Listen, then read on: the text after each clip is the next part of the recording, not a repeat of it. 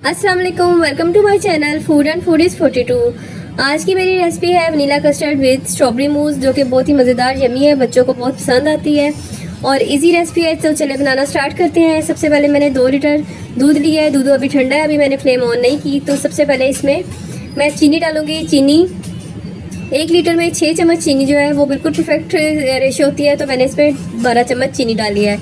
और 1 लीटर दूध में 4 चम्मच कस्टर्ड पाउडर डलता है, मैंने इसमें 8 चम्मच डाले हैं। तो बिगनर्स के लिए ये बहुत अच्छी टिप है कि आप ठंडे दूध में सारा कुछ मिक्स कर लें और फिर इसको आहिस्ता आहिस्ता फ्लेम के ऑन करके मिक्स करके पकाना शुरू करें। अगर आप इसको गर्म करके कस्टर्ड पाउडर वगैरह हल करके डालते हैं तो अक्सर उसमें कई लोगों से गुठलियाँ बन जाती हैं और इसमें स्मूथनेस भी वैसी नहीं आती। तो इसका सबसे अच्छा टिप यही है कि इसे ठंडे में मिक्स करके तो इसको पका लिया जाए। आपने इसको मीडियम टू हाई फ्लेम पे पकाना है। ये 5 से 7 मिनट में जैसे ही दूध बॉईल होगा और साथ में ही कस्टर्ड पक जाएगा और कस्टर्ड जो है 5-7 मिनट में रेडी हो जाएगा और ये बहुत आसानी से रेडी हो जाता है। आपने इसको इसी तरह से हिलाते जाना है ताकि ये नीचे लगे नहीं। अगर आप मेरे चैनल पे नहीं हैं तो प्लीज़ चैनल को सब्सक्राइब कर दें, बेल आइकन प्रेस कर दें। ये देखिए जी 5 से 7 मिनट में कस्टर्ड रेडी हो गया है। कस्टर्ड काफ़ी थिक है। इसको मैंने फ्लेम बंद करके अब इसको जो है ठंडा करना शुरू कर दिया है ताकि ये बहुत ज़्यादा गर्म ना हो। केक मैंने लिया है, वनीला केक टी केक लिया है, उसकी रेसिपी भी मेरे चैनल पे है, वो मैंने खुद बनाया हुआ है। इसको मैंने छोटे छोटे पीसेस करके डिशेस में सेट कर लिया है। एक मैं आपको कप भी सेट करके दिखाऊंगी और एक डिश। तो इसको सबसे पहले मैंने कप में थोड़ा सा डाला है। इसमें मैंने स्ट्रॉबेरीज भी साथ इसमें डाल दी हैं। पीस छोटे किए हैं ताकि इनको खाने में आसानी रहे। अगर हम बड़े पीस डालते हैं तो वो सोख नहीं होते, छोटे पीस सोख भी अच्छी तरह से हो जाते हैं। हाफ डिश के अंदर मैंने वनीला कस्टर्ड डाल दिया है। अब मैंने वाइपिंग क्रीम ली है, तकरीबन 300 ml है। इसको मैंने अच्छी तरह से बीट करना शुरू कर दिया है। क्रीम को पहले मैंने ठंडा कर लिया था, अगर आप ठंडा नहीं करेंगे तो वो जल्दी बीट नहीं होती।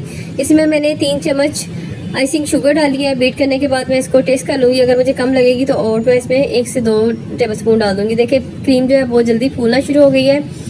इसको मैंने 2 हिस्सों में बांट लिया, 2 बॉल्स में डाल दिया है। एक में वनीला एक्सट्रैक्ट डाला है और इसको बीट कर लिया है और दूसरा जो है उसको मैंने स्ट्रॉबेरी का फ्लेवर देना है, तो मैंने स्ट्रॉबेरी पहले से लेके उसका पल्प ले लिया है, उसको ग्राइंड कर लिया है।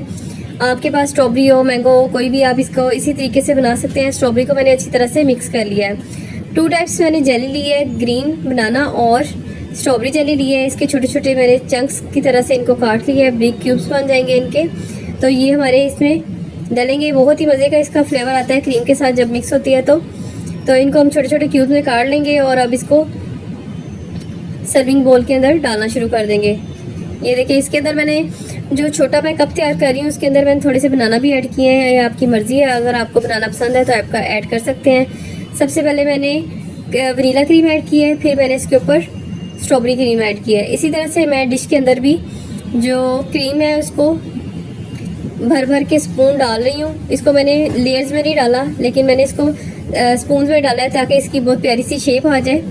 ये देखें, और जो स्ट्रॉबेरी जेली है वो मैं ऊपर पे डाल रही हूँ ताकि इसकी जो लुक है वो ज़्यादा अच्छी आए। अब मैंने थोड़ा सा स्ट्रॉबेरी सॉस बनाया था, ये मैंने पहले से बना के रखा हुआ था, वो मैं इसके ऊपर डाल रही हूँ ताकि इसके फ्लेवर में और ज़्यादा इजाफा हो जाए। एंड पे हम चॉकलेट सिरप के साथ इसको थोड़ा सा गार्निश कर लेंगे।